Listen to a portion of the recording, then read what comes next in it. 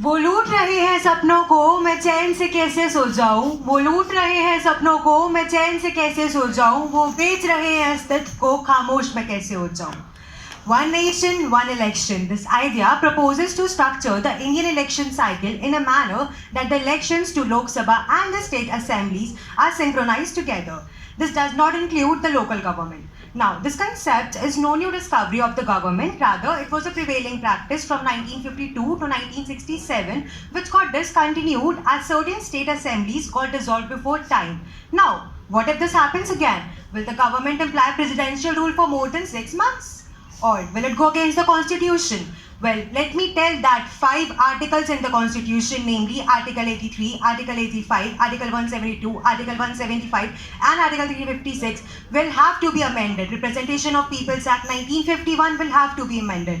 The proposal cannot be implemented unless 2/3 majority in both houses of the parliament vote in favor and over 50% of the states need to ratify it. So obviously it requires crucial red tapeism. The judgment given in Keshwananda Bharati case 1973 versus State of Kerala clearly mentioned that the basic structure of the constitution cannot be altered. So it is a clear attack on democracy.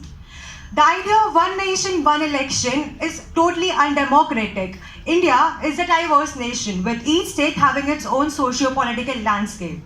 Our country thrives on the rich tapestry of culture, tradition and languages that define us all. After all, विभिन्नता में एकता, राष्ट्र की विशेषता.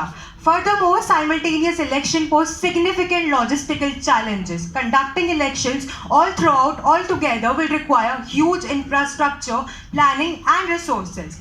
Coordinating elections all together will be a huge challenge.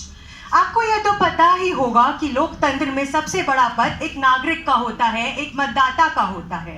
तो हम कैसे भूल जाएं कि India is the biggest democracy. Democracy is the government of the people, for the people and by the people. Elections provide a chance to the citizens to vote for their representatives, hold them accountable, voice their concerns. And what if we have one nation, one election?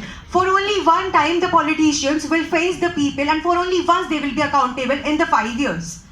In conclusion, I would like to say that the idea of one nation, one election may seem appealing on the surface, but it is crucial to say that it is fundamentally undemocratic.